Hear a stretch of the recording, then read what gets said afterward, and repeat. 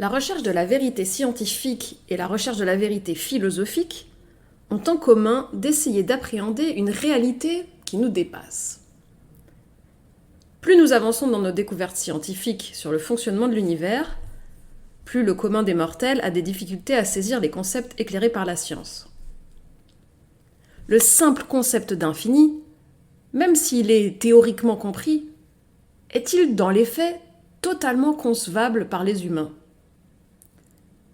Imaginez que l'univers est infini, qu'il y a peut-être une infinité d'univers. C'est vertigineux et pas vraiment visualisable pour nous humains. Que dire du fait que l'espace et le temps sont les deux faces d'une même pièce ? Notre langage, qui reflète la structure de notre cerveau, a conceptualisé ces idées, déjà très abstraites, puis les a ramenées à l'échelle humaine par des unités de mesure, le kilomètre, l'heure. Quand on réalise qu'une étoile que nous sommes en train de regarder peut être déjà morte depuis des millions d'années-lumière en raison du temps que la lumière met à nous parvenir avec la distance qui nous sépare, c'est perturbant. Nombreux sont ceux qui pensent que l'univers est soumis à un plan, à des lois morales et physiques que l'homme supérieur doit s'efforcer de découvrir. Les lois physiques qui régissent notre univers n'ont jusqu'à aujourd'hui que très partiellement été découvertes. Nous avons encore tant à apprendre. Les scientifiques semblent avancer dans leur quête avec l'idée que, un jour, la lumière aura été pleinement faite sur les mystères de l'univers. Qu'un jour, nous comprendrons tout. Je me demande si ce n'est pas utopique, si ce n'est pas notre arrogance qui nous le fait penser. Pour l'instant, en tout cas, nous sommes loin, très très loin d'y être arrivés. Nous tournons autour de la vérité, et au fur et à mesure de nos découvertes, nous nous en rapprochons, nous serrons plus près l'étau autour d'elle. Dans notre recherche de la vérité philosophique, la quête est quant à elle perdue d'avance. Quand bien même nous la saisirions, nous serions bien incapables de le savoir. D'autant que notre condition humaine nous contraint dans nos progrès. En effet, nos capacités cognitives sont limitées. Notre langage structure notre pensée et n'est pas capable de pleinement la restituer. L'art tente de communiquer cet indicible et nos avancées scientifiques influencent nos certitudes.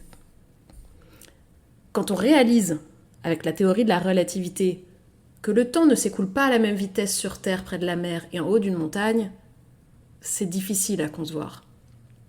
Quand on réalise avec la physique quantique que la réalité que nous percevons n'est pas la réalité effective, cela devient très complexe à maîtriser. Des intuitions scientifiques, religieuses, philosophiques et spirituelles semblent converger vers l'idée que l'homme n'est qu'un élément du cosmos et se trouve ainsi régi par les mêmes lois physiques que tout autre élément le composant, que nous ne faisons qu'un avec un grand tout.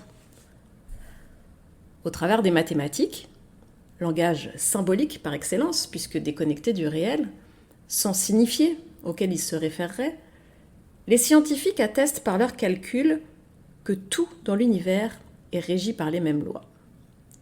Tout comme les galaxies entre elles, les humains sommes soumis à des forces d'attraction vis-à-vis de notre planète.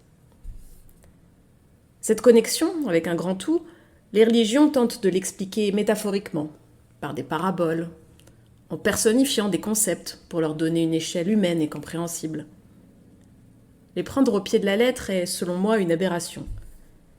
Les religions sont, à mon sens, des philosophies érigées en dogmes. Freud disait que c'était la vitamine du faible. Je crois que la recherche de la vérité, d'un point de vue philosophique, se doit d'admettre dès le départ qu'elle ne pourra pas aboutir. Et donc que ça n'aurait aucun sens de la dogmatiser.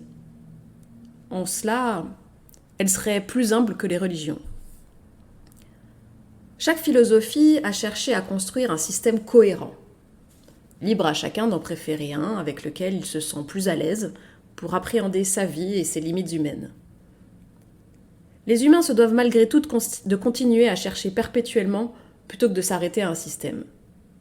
Nietzsche nous avertissait contre le risque d'érection d'idoles, de construction de dogmes. Tout comme avec les lois physiques, nous tournons autour de la vérité d'un point de vue philosophique. L'impossibilité de notre langage à exprimer pleinement la pensée nous contraint à tourner infiniment autour de la vérité, de la serrer de plus en plus près peut-être, mais sans jamais la saisir. Lacan parle de mi-dire.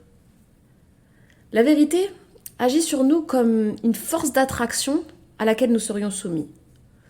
En cela, la vérité répond peut-être, elle aussi, aux lois qui régissent notre univers. Cette recherche de la vérité, à quoi sert-elle ? Comprendre les lois qui régissent l'univers ne signifierait pas d'avoir une réponse à l'interrogation métaphysique, que j'estime la plus importante. Quel est le sens de la vie ? Je suis portée à croire que notre objectif est de déterminer nous-mêmes quel sens nous souhaitons donner à nos vies, dans un contexte qu'il faut accepter de ne comprendre que partiellement. Dans notre recherche, nous tournons autour d'un trou, tout comme les éléments de notre cosmos tournent autour de trous noirs dont la masse attire inexorablement tous les corps célestes aux alentours. Certains systèmes philosophiques étant tout à fait contradictoires entre eux, nous avons chacun à faire des choix personnels. Je m'interroge sur la manière dont nous pouvons trouver une base suffisamment commune à tous pour accepter qu'un système prédomine dans nos choix collectifs. En même temps, je ne suis pas sûre que ce soit un choix consciemment décidé qui régisse nos décisions de société. Nous avons souvent notre histoire judéo-chrétienne en France, quand les États-Unis sont plutôt portés par un courant libéral. Il semblerait que les élites au pouvoir ont toujours imposé au reste de la société leur système philosophique, ou du moins les décisions qu'ils ont prises en suivant les préceptes. Je crois qu'il est essentiel pourtant de savoir ce qui guide nos choix. Quand la logique capitaliste domine, la solidarité n'est pas appréhendée de la même manière que dans le cadre d'une logique communautaire, par exemple. Quand on voit que certains systèmes philosophiques sont tout à fait contradictoires entre eux, comme par exemple Platon, qui postule que les idées précèdent le monde sensible, alors que les existentialistes, dont je dirais que je fais plutôt partie, estiment que l'existence précède l'essence, on peut se demander comment juger ce qui est vrai et ce qui ne l'est pas. Il semblerait finalement que la philosophie ne permette pas de trouver la vérité, mais qu'elle se contente d'aider à la chercher, sans que jamais nous ne puissions avoir la preuve de notre bien fondé. La recherche de la vérité, pour moi, est un perfectionnement sans fin, un cheminement. Il se fait en compagnie des autres, de pairs, suivant la même démarche, mais il faut comprendre que cette recherche ne peut se faire qu'individuellement.